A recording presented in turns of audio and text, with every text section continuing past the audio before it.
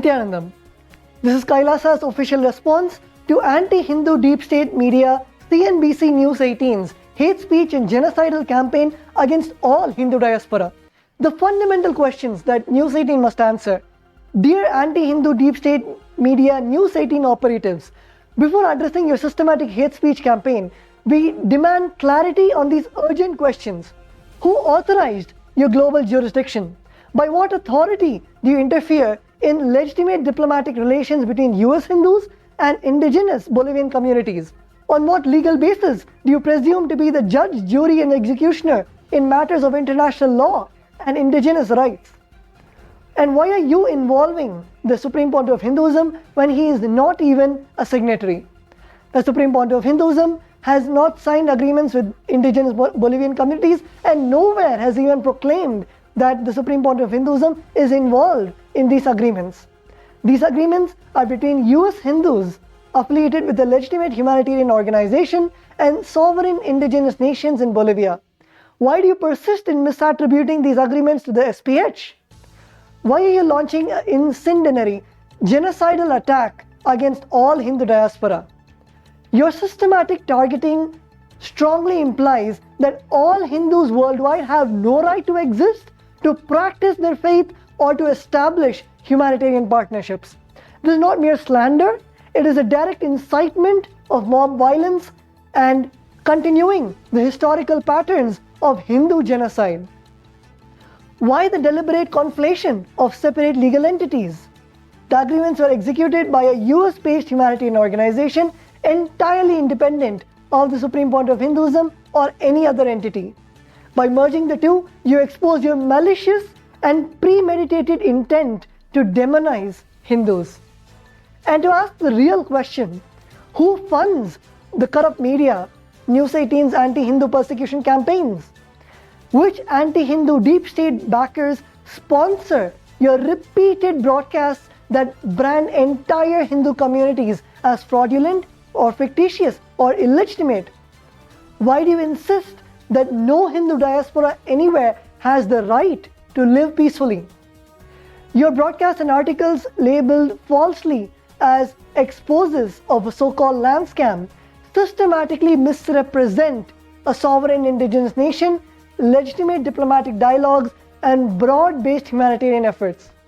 This is not mere defamation, it is a persecution, lawfare, slander, and incitement to genocide targeting all Hindus worldwide. Your coverage telegraphs one horrifying message: Hindus have no right to exist and no right to engage in international cooperation. There are systematic violations that incite violence against Hindus from your anti-Hindu media corporation. As mouthpieces of these anti-Hindu deep state, you have shed every resemblance of journalistic ethics to orchestrate a premeditated persecution campaign against the entire Hindu diaspora. Your genocidal intent, demonizing Hindus as fraudulent or fictitious, is a well-worn tactic historically deployed before large-scale violence. By labeling an indigenous community as non-existent, you have laid the groundwork for denying them the right to live. Your inflammatory language suggesting Hindus as land traffickers or fraudsters is a direct invitation to mobs to attack the Hindu communities across the globe, and this has happened and happening as we speak today.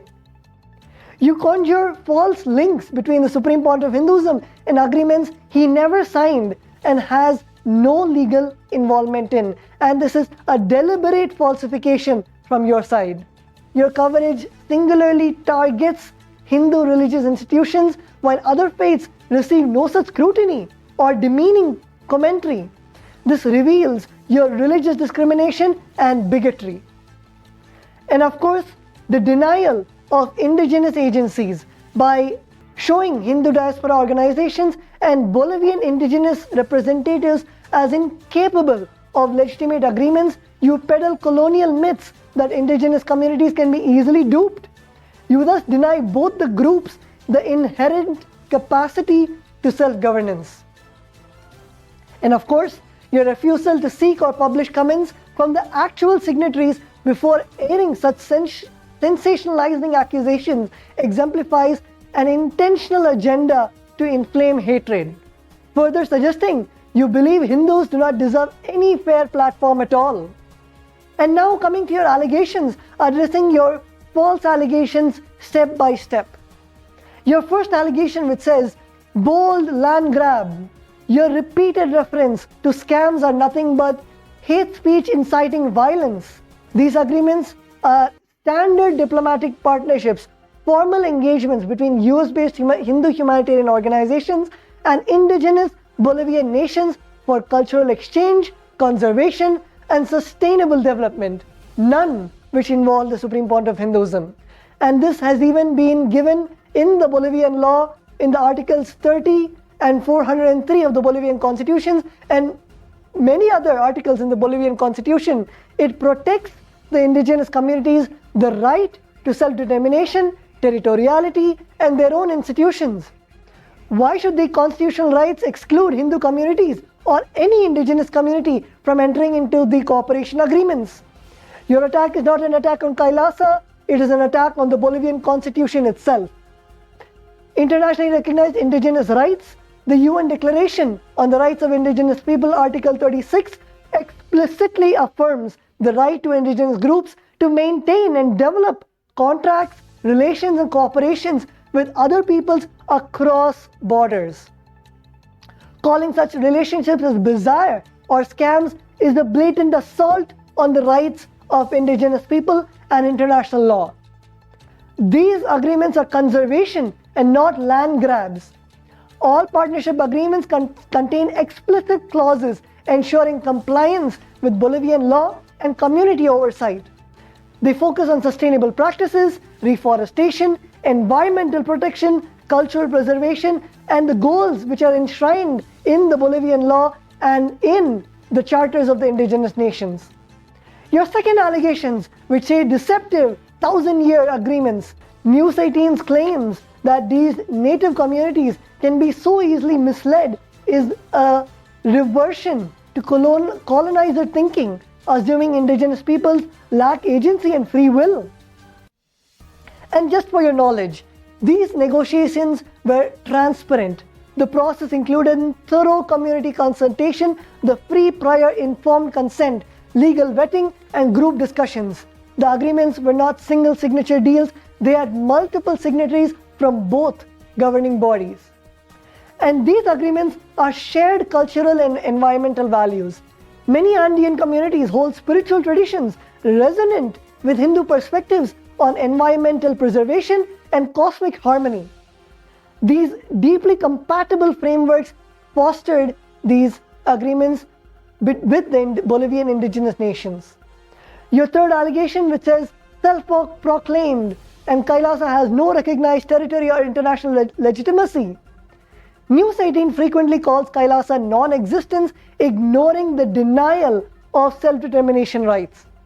Characterizing Kailasa as fictitious violates the fundamental right of indigenous Hindu communities to define themselves, recognized under international law.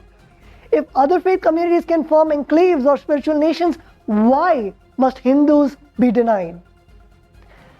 Kailasa also complies with the Montevideo Convention, and Kailasa meets the recognized criteria for statehood under the Montevideo Convention, having a permanent population, defined territory, a government, and capacity to enter into international relations. And of course, this Montevideo Convention also is not a recognition by third parties. It is not a prerequisite for existence, which is there in the Article 3 and 13 of the Montevideo Convention itself. Kailasa is a continuation of centuries-old indigenous Hindu traditions. To dismiss it outright is a genocidal erasure of an entire people, an entire civilization.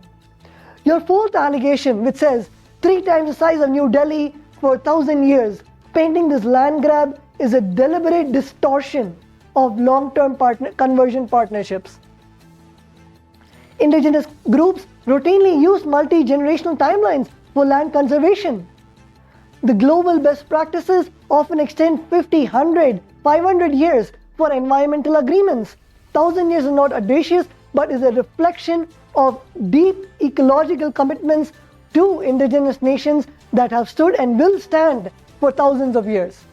And these agreements have thorough respect for Bolivian legal structures. The agreements specify that this will be effectuated after ratification by the competent authorities, ensuring the oversight of the whole Bolivian national law. And of course, the Bolivian indigenous constitutional rights, Article 403 of the Bolivian Constitution, grants indigenous communities the right to maintain and develop their own forms of economic, cultural, and spiritual life. These long-term agreements are completely aligned with that vision. The allegation 5, which says fugitive accused in a case of sexual assault, a standard anti-Hindu trope that has been repeatedly disproven in the courts. The Supreme Court of Hinduism has never been convicted of any crime. Let me repeat, has never been convicted of any crime.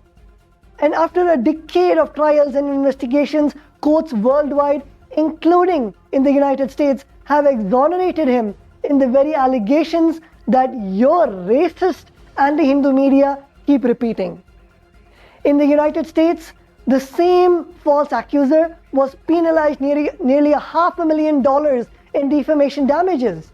In multiple Indian High Courts and Supreme Court rulings, the Supreme Court of Hinduism's innocence has been reinforced, and his unlawful arrests has been labeled illegal or without jurisdiction. And of course, there's a scientific aspect to this also. The SPH's documented medical and forensics examinations indicate a psychological impossibility of even committing such alleged crimes, which News 18 actively suppresses these scientific facts. And also, let us come to the international organizations like Interpol. Interpol refused to issue any notice against the Supreme Court of Hinduism, and Interpol's refusals, it highlights the universal recognition of the Supreme Court of Hinduism's exoneration as per the principles of res judicata. Of course, you do not know international law, so let me take a moment to explain to you what res judicata is. Res judicata is a fundamental principle of international law, meaning a matter already judged. The same has been recognized in the Indian courts, United States courts, and the courts all over the world, in customary international law all over the world. And even the United Nations consider res judicata a common principle of international law. The Supreme Court of Hinduism has already been exonerated in the courts in the United States. The United States judiciary has established the Supreme Court of Hinduism's innocence almost over 10 years ago, and has penalized the false rape accusation nearly $500,000 in defamation, and for making false accusations against the Supreme Court of Hinduism. This has been, you can refer to the United States District Court, Southern District of Ohio, case number CV00526. And the total damage ordered by the US courts against the false accuser of rape and associated media entities have exceeded over $7 million for making false accusations of rape against the Supreme Pontiff of Hinduism. And of course, we should also understand that the US judicial system consistently ranks higher in international assessments of the rule of law compared to Indian or any other system. When a matter has been adjudicated and a final judgment has been rendered in one court, other courts of other jurisdictions are obligated to respect and uphold the judgment as per the doctrine of res judicata. So clearly, unlike your anti-Hindu allegations, your racist, your hate speech against the Supreme Court of Hinduism, the Supreme Court of Hinduism time and again has been proven innocent and completely exonerated from all the crimes that you falsely keep perpetrating to incite genocide, hatred, hate speech, and discrimination against a whole international community. Let us now go to your next allegation. Accused in a separate case of sexual assault and child abduction. On the 2nd of February 2024, the Gujarat High Court exonerated the Supreme Court of Hinduism of all false charges of abduction and kidnapping in the case number RCSR 9973 of 2019. The key points from the court order says that the court directly interacted with the woman who falsely portrayed by the media as a kidnapped and took steps to independently verify their well-being and freedom. The court unanimously concluded and stated that the court is satisfied that both are adults, mature enough to understand their well-being, and apparently are happy at the place where they're presently proceeding and on their spiritual path. Not only that, but they had also indicated that they're out of their free will and residing and have continued to reside and follow their spiritual path which they consciously intend to follow. Additionally, the court stated that there was no evidence of illegal confinement or duress. The interaction with the corpora would indicate that they were not in any way illegally confined. The court found the same to be reliable, is unable to conclude that the corpora are in any manner in duress or influence. Finally, the court conclusively legally vindicated the Supreme Court of Hinduism, formally dismissing the false and nefarious allegations of abduction and kidnapping. Quoting the Honorable High Court directly, the Honorable High Court said that in view of the aforesaid, the court deems it fit to discharge the notice and dismiss the petition accordingly. The findings by the Gujarat Honorable High Court conclusively demonstrate that the allegations of kidnapping or abduction were false, baseless, vexatious, and without merit.